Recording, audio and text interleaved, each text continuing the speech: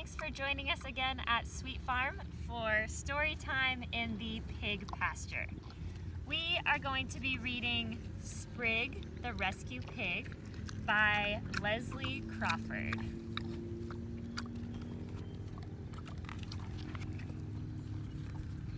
Sometimes you know things, even if you don't have the words for them. So even though he didn't have the words, our words, this is what Pig knew on that blazingly hot day as he sped along a country road in a truck jam-packed with lots of other unhappy pigs, most of them bigger than he was. Pig knew that this was no life for a pig. Without being braggy, Pig also knew that he was pretty smart, and that's saying a lot. Why? Because pigs are very intelligent animals. He was also charming.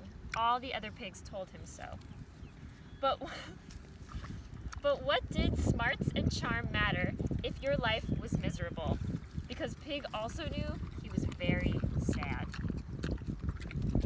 Just this morning, he had left one unbearable pig-crammed space for another.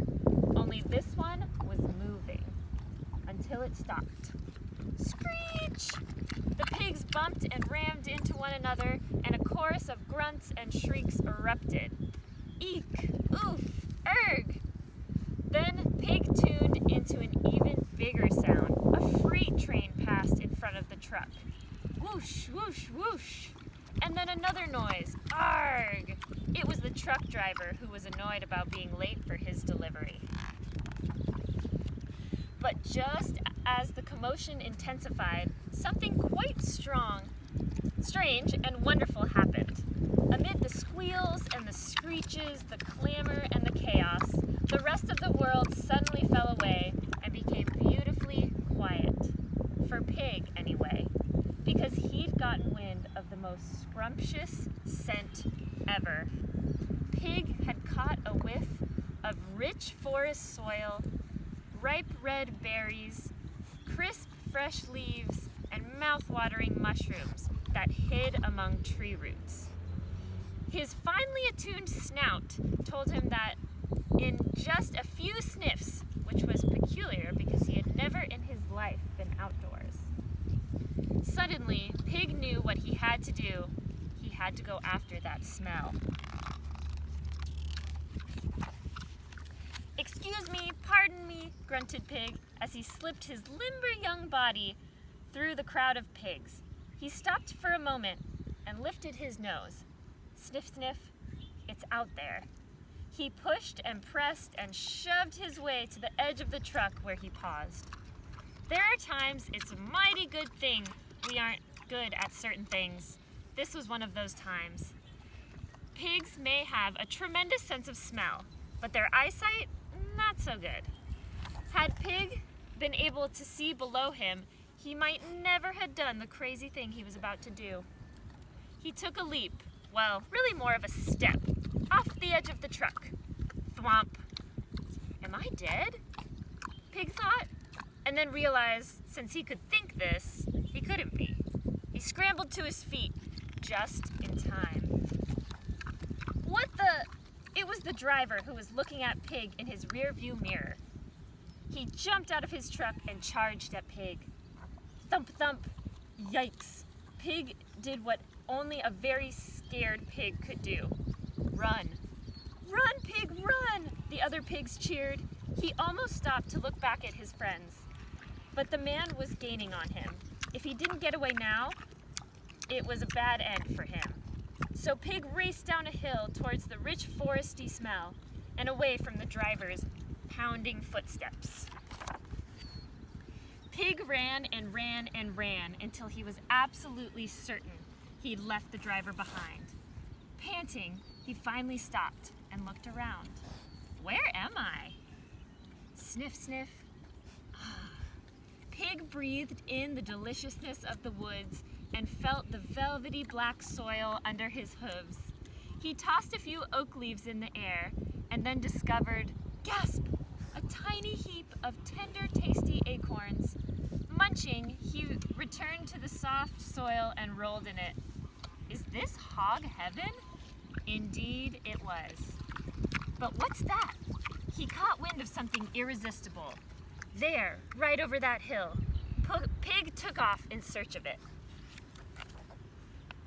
Within moments, Pig found what he'd been smelling. It sat on the middle of a blanket, just waiting for him to eat it. Pig went for it, at the very same time as a girl named Rory. "Gah!" screamed Rory. "No!" yelled her mom. "Eek!" yelled Pig. The first meeting between Sprig the pig and Rory could have ended right there. When a pig crashes your picnic, it's pretty terrifying for everyone involved. But something altogether unexpected happened instead.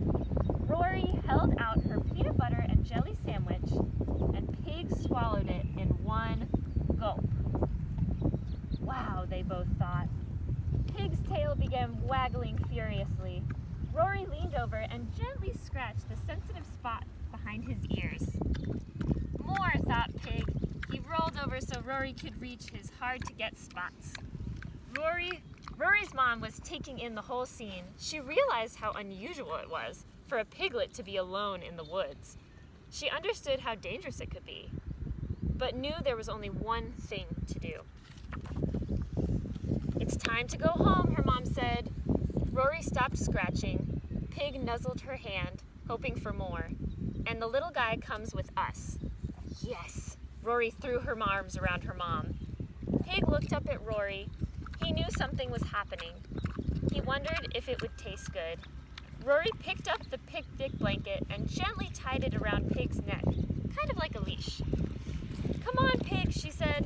"Wait, we can't just call you Pig. How about Twig? Fig? Sprig? Yes, definitely Sprig." Sprig wagged his tail, and just like that, Sprig had a leash, a name, and a person who took him home in time for dinner. But the next day was Sunday for everyone else. But for Rory, it was Pig Day. "Hello, Sprig," Rory said. He looked at her expectantly. "Okay, we'll go for a walk." She tied the picnic blanket around the little pig's neck and, "Whoa," thought Sprig as they left the house. "So many smells, so many sounds. Wait, what's that?" A scruffy white dog had stopped and was sniffing him. Not knowing what else to do, Sprig let him. "I like your dog," said Rory. "What's his name?" "Bix," said the girl at the other end of the leash. "I found him running loose on the street. He's a rescue dog." "I like your pig. What's his name?" "Sprig," said Rory. "I found him running loose in the woods. I guess he's a rescue pig." Sprig, who'd caught a delectable new scent, wasn't listening. He tugged so hard on the picnic blanket leash that Rory had no choice but to follow him. "Hold on, Sprig," she said. "See you later," she called behind her. The next day was Monday, which was definitely not Pig Day. "You need to go to school, Rory," said her mom, "and I need to go to the office." There was no point arguing. Rory led Sprig to their backyard and gave him a scratch. "Don't worry, I'll be back soon." Sprig sat down, watching the spot where Rory had disappeared. Then he poked his snout through the fence, but Rory was still gone. He looked around the yard and found a ball. He pushed it around, tossing it in the air. Then he rolled in the grass a few times. Looking towards the gate again, he felt a little pang.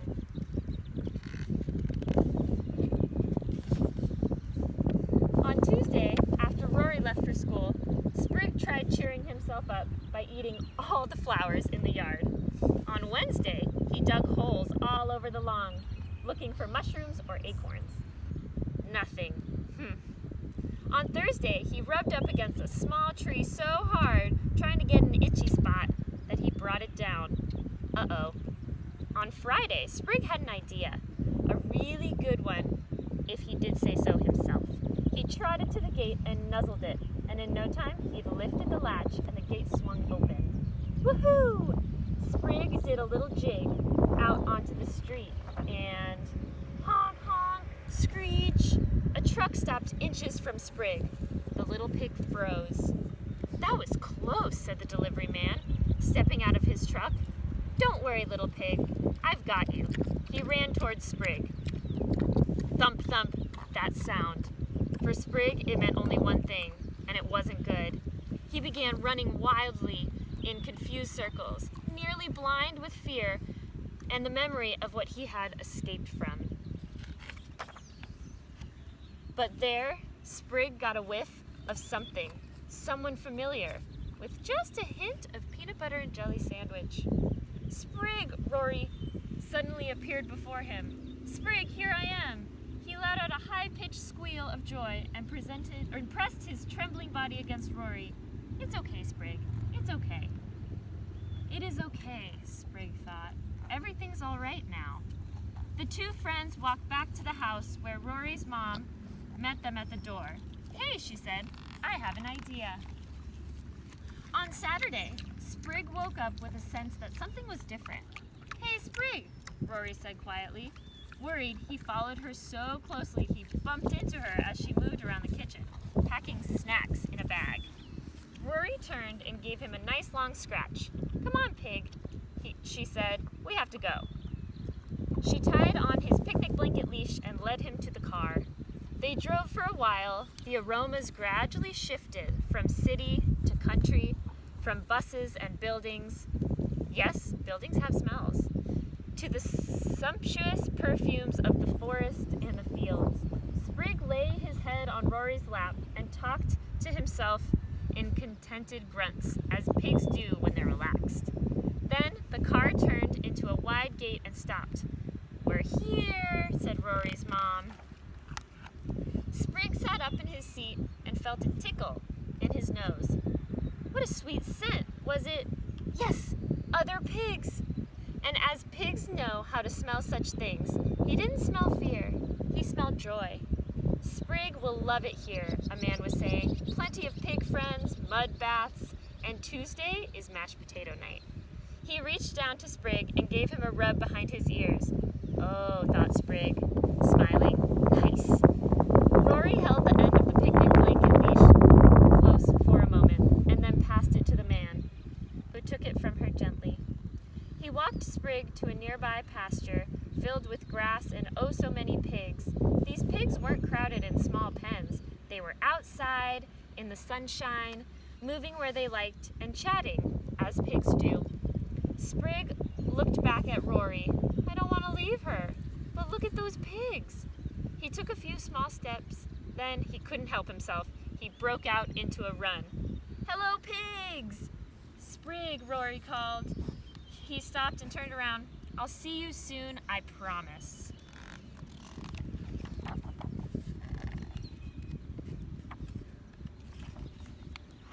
Rory was quiet as they drove away. Then her mom said, "We have one more stop to make before we get home." They took the exit just before their usual one and pulled up in front of a tan building.